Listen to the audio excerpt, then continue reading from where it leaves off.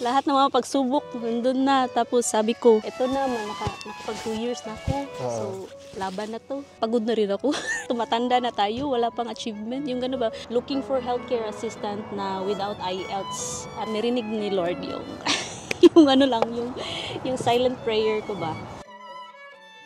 Hello guys, welcome back to my channel. Today po, meron na naman po tayong isa nating kababayan na mag-share ng kanyang journey dito po pagpunta sa from the Philippines to Ireland bilang healthcare assistant. So, i-share niya sa atin kung paano siya nakapunta as a registered nurse pero nagtatrabaho siya dito as a nursing assistant. Ano po yung mga ginawa niya requirements and all that. So, let's all welcome Miss Jacqueline Jose. Known as Upcurse. So, pwede mo bang introduce ang iyong sarili sa ating mga netizens? Ako po si Jackie. Mahinhin Na version. Hindi. Work ko dati is call center. Graduate ako Pero wait lang, 2008. Jackie, taga saan ka sa atin sa Philippines? Sa po ako? Taga Pardo. Cute Pardo, Cebu City. Taga Cebu. Okay. So, Bisaya po siya. Bisaya. Pero pasensyahan nyo na yung Tagalog ko kasi Tagalog. magahi talaga yung Tagalog ko. Hindi ako marunong Magahi. magahi. Lami. Hindi. Ayun. So, Nakatira yes. sa Cebu. Tapos, graduate ako nung 2008 as a bachelor in Science nurse. and nursing. Tapos nag-board exam, nag-take the board exam, pumasa 2010. Tapos Bakit 2 years? 2 years kasi nabuntis Nag-stop ako. ka? Okay. Nabuntis ako, nanganak, nag-housewife ng 2 years. Okay. 2 years, 6 months. Tapos, yung first job ko dati is as a social worker. Iba-iba yung work experience ko dati. Tapos nung after ko nanganak, mga 2 years ako nag-housewife / breastfeeding mom. First time ko yung work as a social worker for 6 months. Nag-try ako mag-apply ng call center kasi ang liit ng sahod ng pagiging nurse dati. Magkano ang sinusweldo mo dun sa social worker na gig mo ngayon? Siya, maliit lang. Yung minimum wage dati is 13,000. 13,000 monthly pa yun. Tapos nag-call center ako afternoon. Call center naman, hindi din siya basta-basta na smooth yung application kasi ang hirap first time ko mag-apply, wala talaga akong background na yung speaking, yung gano'n, hirap pati yung pag-interview process, hindi madali. Buti na lang. Bakit ka nag-call center dahil sa sweldo? Dahil sa sweldo, mahirap if sa hospital ang liit ng sahod, tapos yung time na yun uso pa yung backer system. Pag wala kang backer sa hospital, hindi ka makapag-work. 2008, 2010, mga gano'n. Ganun yung mga yung time na yun. Pag hindi ka naman graduate ng product ng hospital, hindi ka makapag-work sa ganyang hospital. So, hirap talaga minsan siya. di ba ikaw kailangan mo pa magbayad eh? Mag-volunteer ka. Ikaw magbabayad sa hospital. Para may experience ka lang. Tapos ako noon, kakapanganak lang. So, sobrang stress. Tapos, kailangan ko din ng pera. So, kailangan yung din husband mo, nurse din? Nurse yung husband ko, pero hindi pa license. So, bachelor. Nag-take naman siya ng board, pero nung time na nag-take siya ng board, kakapanganak ko lang din. So, hindi siya pumasa doon. So, hindi na siya nag-take ulit. Parang na lang. Same kami na ina-applyan dati ng call center. So magkasama kami doon. Sa akin, mga 2 years lang ako doon kasi parang hindi ko bet yung call center dati. Tapos nag-stay siya doon. Tapos ako nag-try sa ibang call center. Yung mas malaki pang sahod yung hinahanap ko. Ako kasi yung tao na hindi nagsistay ng matagal. Priority ko kasi yung salary talaga kasi may pamilya, di ba? May sinusuportahan ka, yung ganun. So, naghanap ako ng ibang option. Nag-try ako sa Accenture na naman. Nagtagal din ako sa yung sa Accenture, naging din, mga 5 years. Or going 6 years din ako. So, nag-call center ka for 8 years. Ang tagal nun. Tagal. Tapos na-miss mo ba? Na-miss ko talaga kasi Pagka-nurse mo? yung pandemic na, before mag-lockdown yung sa amin, yung sa lugar namin, nakapag-decide na talaga ako na mag-immediate. Pero hindi pwede yung immediate sayang yung yung 5 years ko doon. Sabi ko walang formal na exit. Yung sa COE ko naman yung problema ko. So yung ginawa ko na lang, yung ginamit ko yung PTO ko, parang na lang yung terminal leave yung term. Kasi pagod na talaga ako nung dati. Tapos yung pandemic pa-lockdown na yung sa amin ba. So nag-try ako na gusto ko na magbalik loob as a nurse. So sabi ko gusto ko ng stable na job na related sa pagiging nurse. So ayun, dream ko lang na talaga travel to Europe. Yun yung first So para makuha ko yun, talaga ako balik loob para may experience. So dream oo, mo na makapag-abroad. travel sa Europe. Travel at abroad. At gusto mo rin talaga ng stable job. Oo, Kaya ka bumalik sa stable. nursing. Oo. Kailangan Stable. talaga may experience para makapag-abroad. So, nag-try ako mag-apply nung pandemic. Ako, Chonghua ako dati. Pero Chongwa. May 2 mga months lang. Bakit 2 months lang? Nag-awol ako kasi natatakot ako sa COVID that time. So, after nun, first, ko pa yun, hospital experience. May mga friends ako sa taga Chongwa. Quiet lang. hindi ako totally immediate resign din ako dun kasi natakot ako sa COVID. Takot Kasi ka sa COVID.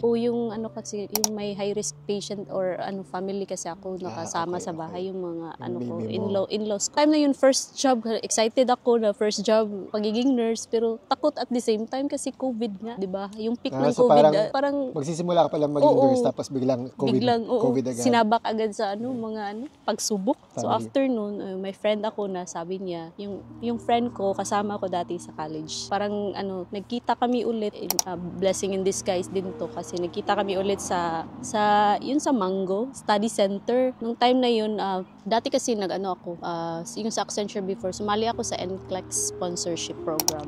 Okay. So free yun. Natapos mo? Hindi ako pumasa doon kasi hirap sabayin aral at saka work. Tapos pa din ako, yung ibig sabihin, nagre-review ako, tapos yung anak ko din, nire-review ko din, gumagawa ako ng exam sa anak ko, yung ganun ba? Para sa school? Oo, para sa school. Parang ako yung tutor mom niya at the same time. So ang dami yung role? Oo, dami kong role dati. Trabaho, tapos review, being teacher, student. tapos teacher pa sa anak ko. So, parang hindi ako pumalad ng gano'n na. Hindi ka pinalad. So, ayun, parang frustration ko din siya na hindi ko napasa, sayang free pa naman. So, parang so hindi ko pa time yun. So, ayun, nag-self-review ulit ako kasi gusto ko pumasa ng NCLEX. Kasi pangarap ko yung mag-abroad, 'di ba? Gawin lahat So ng pinapangarap mo mag-Amerika. US. Tapos after nun yung kaibigan ko na si Akla. Siya yung nagpursige sa akin na, "Huy, mag-apply ka dito kasi hiring." Nandito na siya. Nandito siya. Ano pangalan niya? Si Ruel. Hi, Ruel. Hi, Ruela. Nandito pa siya? Oo. Siya yung palaging nagpupush sa akin na pursige ko yung pag-abroad. Kasi siya nagpo-process na siya papunta dito. Ano siya dito? Nurse na. Nurse siya talaga. Ano nang Sabi nangyari? niya, "Huy, nag-hiring yung DOH, yung emergency nurse." Kasi pandemic yun. Sabi ko sa kanya, ayoko na. Pumasok kasi ako dun, nag-apply ako sa parang on-call na company nurse under sa Active One. Nag-apply ako dun. Tapos company nurse na yung 12 hours shift. Tapos sa isang week may 3 or 4 na shift ka. Tapos yung ginagawa ko lang is lobby nurse ako dati / minsan company nurse. So mga part-time lang yung ginawa ko dati. Tapos ito yung kaibigan ko, sabi niya, "Huy, mag-apply ka dito, may hiring yung DOH, emergency nurse, 3 months lang, tapos in-house, tapos mas malaki pa sa sahod." Sabi ko, ay wag na kasi kontento na ako dito sa pagiging part-time kasi may 1-2 per day. Para sa akin, malaki na yun. Malaki nga yan. Sabi niya, gaga ka, ang liit ng sahod. Dito ka na sa yung opportunity ng emergency nurse, 3 months in-house, malaki pa yun sa mga aabot ng 30 plus. Wow. Okay. Compared sa yung 1-2 per day mo. 30 plus per day. Per month na yun. Plus, may pa yun, yung HIA ba? Yung parang hazard pay. Parang hazard pay. Ang laki ng hazard pay dun. Parang umaabot siya ng 5,000 per month. Wow. So, parang nainganyo ako. Sige, i-grab ko na lang to para ma-practice ko yung yung feeling na malayo kami sa asawa at anak ko ba. Pina-practice ko na yung self ko na paano pag mag-abroad ako, yung feeling. So, 3 months lang siya. After ng 3 months? After ng 3 months, nag-walk-in ako dito sa Soto. Anong Soto? Vicente Soto, yung isang pinakamalaking government hospital sa Cebu. Vicente Soto Memorial Medical Center. Okay. Nag-walk-in ako doon pagkatapos sa DOH. Try lang ako mag-apply ba kasi baka Baka pala rin. Oo. Pero before ako pumasok sa Soto, ako nag-German language. Nag-German ka. Sabi ko, A1 hanggang A2 lang ako. Kasi nung time na mag-exam na sa A2 language, nag-back out na ako kasi pinili ko yung mag-experience experience na lang sa hospital kaysa mag-proceed sa German class or mag-abroad sa Germany. Kasi yung employer ko dati, maliit lang yung offer. Tapos hindi ka pa doon. So nakakuha ka ng employer sa Oo. Germany, kaya ka nag-German language. On the day ng exam, hindi na ako sumali kasi pinili ko yung mag-experience na lang ng hospital muna dito. Kasi iba pa rin pag may hospital experience kahit 1 year lang or 2 years. At least may pambato ka pag mag-abroad ka. So, yun na lang yung biggest decision na ginawa ko. So, job order pa ako noon, 1 year. So, natapos ko talaga yung 1 year. Tapos nag-lay off kasi election. After 3 months pa kami tinawagan for regularization. Lahat ng mga pagsubok, nandun na. Tapos sabi ko, eto na, nakapag 2 years na ako. So, laban na to. Pinipray ko talaga na sana naman may lugar na tatanggap na walang English exam. Bakit? Hospital experience lang yung kailangan. Bakit ayaw mo mag-English exam? Ayoko muna kasi nag-try naman ako, hindi pumasa. 6 lang yung overall score ko. Nag-self-review lang ako nun. Tapos parang hindi pa talaga sa akin ba. So hindi ko naman pino-force yung self ko. Priority ko na lang yung work experience muna. Binibuild ko muna yun while waiting sa opportunity na makapag-abroad. Tapos nung umalis na yung friend ko, nandito na siya, pinipray ko talaga na sana naman na may company or agency na tatanggap na walang English exam muna. Kasi goal ko na makapag-abroad while magpa-process pagiging nurse. Yun na lang na pathway ba yung iniisip ko kasi parang pagod na rin ako. Tumatanda na tayo, wala pang achievement. Yung gano'n ba? Achievement para sa akin is yung makapag-abroad. Pero ang dami mo ng achievement along the way. Oo. Diba? Hindi ko lang nakita kasi masyado akong nakafocus. Focus sa future. Kasi goal ko na makapag-abroad talaga. Isa din yun sa gusto ng tatay ko na may makapag-abroad sa mga anak niya. So, ka ba? Ilan kayo? Pangalawa. Ilan kayo? Mga 6 kami. Oo. Tapos, ikaw lang nakapag-abroad? Parang isa din siya sa mga gusto niya na tinupad ko ba yung dream din niya na may makapag-abroad sa anak niya. So, isa din yun na nakapag-push sa akin na i-go ko to yung plan ko. Tapos, ayun, nag-pray lang ako silently. Tapos, may nakita ko sa Facebook. Akala ko scam na agency. So, nag-try lang ako ng mag-submit ng resume. Tapos, after ilang months ata yun, nag-reply sila. Sabi nila na may interview daw sa Quest Hotel. Ano yung nakita mo sa Facebook? Anong nakalagay na agency hinahire nila? Looking for healthcare assistant na without IELTS. At least may 1 year na hospital experience. So grab ko talaga kahit kung scam man ito or hindi, nag-submit pa din ako kasi So ang hinahanap nila, registered nurse. Registered nurse na may 1 year experience. Pero walang IELTS. Walang IELTS. Walang So, English test. Parang narinig ni Lord yung yung silent prayer ko ba. Hindi ko rin nakalain na magkikita. Dito pala, same place sa Ireland. Magkakasama kami ng friend ko, yung si Ruel. Yung sa akin, iba yung pathway. At least, yung goal ko lang makapag-abroad. Kahit dito na lang ako magpa-process ng pagiging nurse, at least yung sa akin lang is makapag-abroad na ako at my age. Wait, para namang ang tanda-tanda mo na. Parang gano'n na nga, patanda na. Kasi kailangan ko na mag-abroad talaga. At tawag dito, pag-usapan naman natin yung papaano ka na, yung process na application mo sa Ireland. So, ano nang nangyari dun sa interview? Yung naka-receive ako ng reply sa agency, sabi na may walk-in. Yung priority nila is yung nag-submit ng resume. Nung time na yun, yung sa posting nila sa Facebook, nag-apply ako. So, na-receive ko yung email na tomorrow na yung interview. So, pumunta ako dun sa Quest Hotel. So, ayun, natanggap ako. Kinakabahan ako sa interview kasi yung nag-interview isa sa head siya ng agency ba. Siya yung initial interview. Oo, initial at saka diretso na. Okay. Parang direct client na interview yung ganun. Basta sila yung head ng agency. So sila mag-asawa yung interview sa amin. Tapos daming questions. Basta answer lang ng answer yung mga hindi ko alam paano ko yung sinagot yung interview, basta kinakabahan ako. Pero ang dami mo na may call center experience ka, so parang you speak English well. And then meron ka nursing experience. Ayun lang, mga situational na question, nasagot ko naman, kahit kinakabahan.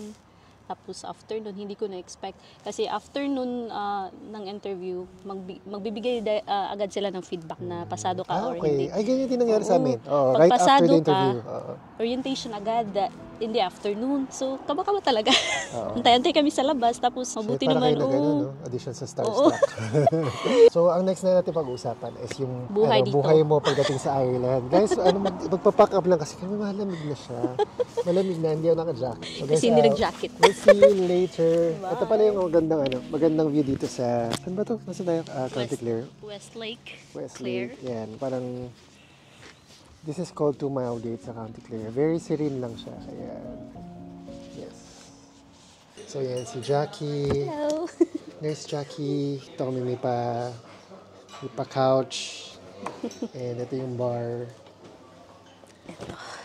Anong first impression? Ito lagi ko tinatanong. Ano yung first impressions mo sa Ireland? First impression ko is ano siya, maganda yung lugar kasi peaceful, napaka-green. Hindi ko na-expect. Akala ko mostly yung maingay. Pero ano pala siya, refreshing sa mata kasi yung yung scenery niya napaka-green. Parang Greenland pero hindi siya Greenland, Iceland lang. Ireland lang. Ireland lang. So, Tapos excited yung feeling, excited na papunta dito, tapos yung pagdating. Maganda din naman. Tapos welcome kami ng mga kasama namin sa nursing home. Thank you so much. So eto na yung pagkain namin, guys. Ilan kayo dumating? 4 kami dumating pero yung 2 sa Sligo sila. Kami sa Limerick, so magkahiwalay kami. Process namin dito, before kami pumunta, hinahanapan kami ng accommodation. Yung iba, salary deduction sila sa accommodation. Maswerte kami sa nursing home namin kasi pinag-heads up na kami ng namin, yung agency na yung employer namin, depende if ipababayarin kami sa accommodation or ililibre. Bihira lang daw yung gano'n na employer ang magbabayad. So kami, sinwerte kami ng kasama ko kasi hindi kami pinag-salary deduction. So, it means libre yung 2 months accommodation namin. Nalibre kayo. Nalibre kami. Saan kayo nag-stay na? Nag-stay kami, malapit sa city center. Bahay? Apartment. Yung tinderhan kanina kasi namin, 2 months lang kami pwede doon. Paparating kasi yung family nila, so 2 months lang yung binigay sa amin. So, after noon, doon na kami lumipat. Naghanap na kami ng malilipatan. Kwento mo sa amin, paano yung experience mo and how did you manage na parang mag-adjust from being an RN sa Philippines to healthcare assistant here? Ano ba yung, first of all, sabihin mo sa amin, ano ba yung ginagawa ng healthcare assistant sa mga tao na gusto malaman kung paano? Yung first 6 months na experience, para sa akin challenging siya kasi big difference talaga. Hospital setting to nursing home setting, iba siya kasi dati yung sa work ko, hindi kami yung tagapahid ng yung dumi, tagalinis. Dito, yan yung trabaho mo sa healthcare assistant. Yung nag-a-assist ka ng resident, pinapaliguan mo, binabody wash mo sa umaga, pinapakain mo.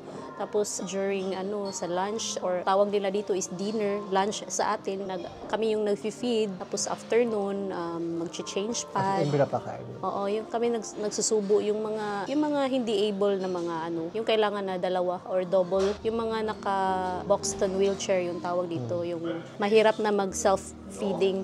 Yan yung sinusubuan namin, pinapakain sa lunch. Tapos afternoon, magpa-pad change. Tapos sa hapon, may mga activities sila, like music, may mga bingo, yung ganun. Tapos afternoon, balik agad sa mga rooms nila, chini-change pad na naman. Tapos 4 o'clock, yan yung dinner. Pero supper sa kanila, dinner sa atin. Supper na sa kanila yun. Yung first 6 months, okay lang siya, nakapag-adjust ako. Pero yung na-depress din ako within 6 months. Parang yung kasi yung weather dito, napaka-gloomy, iba sa Pilipinas. Minsan ka lang makakita ng sun. Pag may sun naman, iba yung feeling kasi nga, iba yung energy mo pag may sunlight. Totoo yun, no?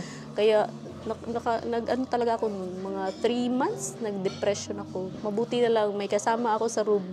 Yung kaibigan ko si Candice. Pag nagde-depress ako, sasabihan ko lang sa kasama ko na, uy, depress ako. Kaya pala lagi ka nag-Starbucks. Yung ko naman, yung day off ko naman, talagang lalabas ako sa bahay. Pupunta ako sa city center para makapagkape. Ilan ang pasok mo sa isang linggo? Ilang oras sa isang araw? Yung 12-hour shift yung pasok ko dito. So, minsan in a week, may 2 nights akong schedule, tapos 2 nights off, 2 days off, tapos another 3 nights naman. So, sa next week naman, 3 days or 3 nights na pasukan, 2 nights off, tapos dalawang ano. Yung ano lang, palipat-lipat lang yung schedule, pero same pa din ang routine ba. Pero- First 1 month ko, in-orient kami, day shift Day kami shift lang. noon. Tapos, in-orient kami sa night. Yung night, iba yung work sa night kasi ikaw yung ano, dalawa lang kayong staff sa night. So, isa sa taas, isa sa baba. Isa Ilan ang residents niyo? total resident namin is 55. Isang nurse sa taas, isang nurse sa baba, isang carer sa taas, at saka isang carer sa baba. So, 4 lang kami. Oh. Pero hindi lang ang healthcare assistant ang nagpupunas ng mga pati nurse, di ba? Yung sa amin, iba-iba sa nursing home. Yung sa amin, yung nurse, tumutulong lang sila during pad rounds ng 4 o'clock. Yung sa night, nagbe-medication pa una. Yung inuuna na medication. Hindi So, sila nagtutulungan talaga yung carer to carer. Yung ganun na Carer lang. to carer. So kayo talaga yung nakatoka sa cleaning. Ang annual namin dito, minimum, yung nasa 27 to 28 lang annually. 7 to 28. Oo. So, calculate nyo na lang magkano yung per hour. So, 27 to 28,000 per year. So, tingnan nyo na magkano times 60. Yung sahod, when it Sa comes to sahod, sahod, nakapagpadala pa naman ako doon sa family ko, tapos minus pa sa rent. May matitira pa naman, makapag-save ng maliit. Pero iba pa din yung pag ano ka dito, Pag nurse nurse ka ka. talaga dito. Ang laki ng difference, times 2 or 3 ng sahod ng healthcare assistant. Saka siguro mas yung job, mas less. Mas May less ibang responsibility. Oo, iba. Tapos yan na yung next goal ko. Kasi yung yung pinangarap ko lang dati is makapagpunta abroad. Tapos stepping stone ko yung yung dito para i-continue yung goal ko sa yung ma-reach ko yung American dream ko. So nung nakapunta na ako dito, nag-ipon ng pera. Tapos pinupurso ko pa din yung NCLEX exam ko. So sa awa ng Diyos, pumasa na. So last year, umuwi ako ng Pinas, nag-take ako ng exam. At yung ultimate goal ko, nakuha ko na. So NCLEX ayun passer na, ka na. NCLEX passer na ako, USRN ka. USRN ako. Salamat naman. Salamat. Tapos ayun, nakapag-ipon, nakapag-exam. Yung next goal ko naman is yung English exam. Yan na yun. Kasi sabi ko dati, healthcare assistant na lang yung entry ko dito para makalabas ng Pilipinas. Makapag-ipon, makafocus sa exam. Tapos dito ko na lang i-pursue yung pagiging nurse. Pero yung salary sa Pinas at saka dito sa healthcare assistant, ang laki din naman ng difference. Kasi makapag-ipon ka pa dito. Cost of living mo monthly. May binabayaran ka pa mga iba pang bills, electricity, ganun. Aside sa monthly rental ko dito, which is salamat naman at saka hindi naman masyadong mahal.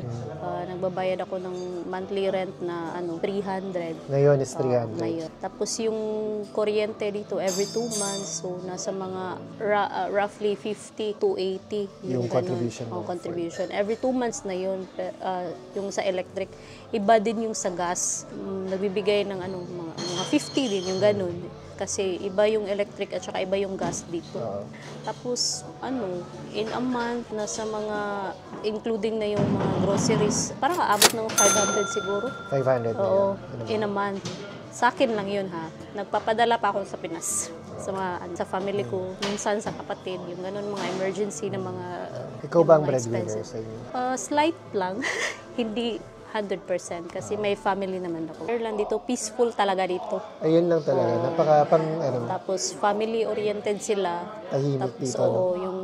yung tumira ka lang dito, maganda talaga kasi peaceful yung environment dito.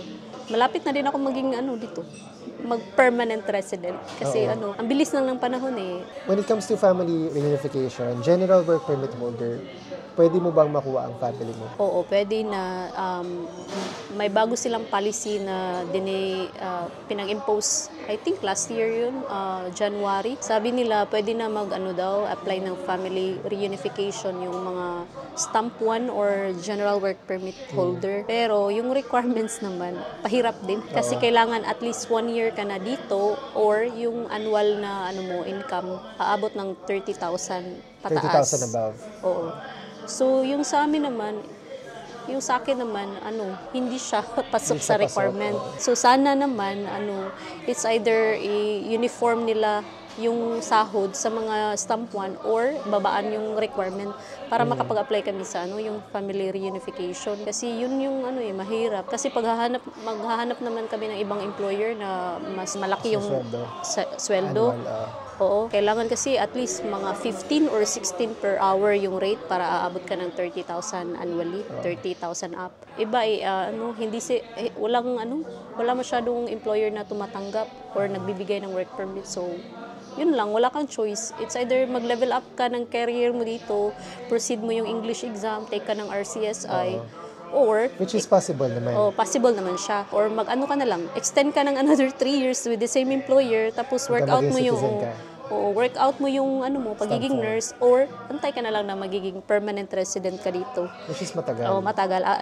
Mga 4 to 5 years. 4 to 5 years. So, Tapos pag ka naman dito, permanent resident, pwede ka na mag-apply any hospital or any Kahit saan, healthcare related na mas mataas na ang sahod. Oo. So, kung family reunification yung pag-uusapan, so same pa din yung option, aabot ng mga after 4 or 5 years before ka makapag-apply. Yun lang Kung yung yung sahod challenge. mo is same pa din sa ngayon na sahod. So, challenge talaga. So, very meron kang challenging. big decisions na should I wait or should I upgrade? Ano Yeah, ba? oo. Pero ikaw, you're doing the other way. Nag-upgrade ka na, di Oo, ba? You're trying. goal ko is hitting 2 birds in 1 stone, yung ganon. Pag pasado ako sa English exam, mag-workout ako, take ako ng RCSI para maging nurse dito Before ka mag-USA. for mag-US. Ay, Jackie, nako. dami namin natutunan sa iyo for this vlog. Siyempre, panibago kasing perspective from a registered nurse from the Philippines with a general work permit holder dito as a healthcare assistant. Para sa mga kababayan natin na babalak din to take the same route, same pathway. Pero if before we finish the vlog, few last words from you, kung ano ba yung may advice mo sa mga kababayan natin na kagaya mo na nasa sitwasyon mo before na gusto mag-try. Yung sa akin naman, pag may opportunity na gusto mong mag-abroad talaga at saka gusto mo sundin yung yung pathway ko, go ka na. Pero ma-advise ko lang, mas maganda is punta ka dito, yung goal mo maging registered nurse. Kasi para especially pag may family ka na, hindi ka mahihirapan pagpunta mo dito at saka yung sahod mo, deserve Deserve mo mo. yung pagod. Oo. Pero you took the I took the risk.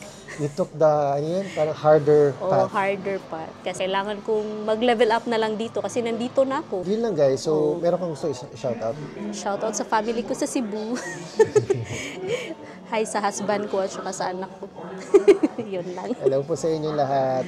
And yun guys. So, thank you for watching guys. I hope you found value in this video. And kung naging helpful sa inyo yung video ito, like, share, and and subscribe. share nyo sa mga gusto magpunta dito sa Ireland. And then subscribe na rin po kayo sa channel for more videos like this, more OFW stories and episodes na coming out. So, maraming salamat guys and we'll see you next time. Bye. Thank you. Thank you for being here. Ang Sabi sarap ko ba ng yung food. yung name ng agency? Sa comment section na lang. If gusto nyo malaman yung name ng agency guys, like, share, and subscribe muna. Tapos bigay namin sa comment section. Yun lang. Okay, Yung mga friends ko na nandito, hi there. Si Rowella. Cruella. From Cork City. Bye-bye guys. Off ko na to.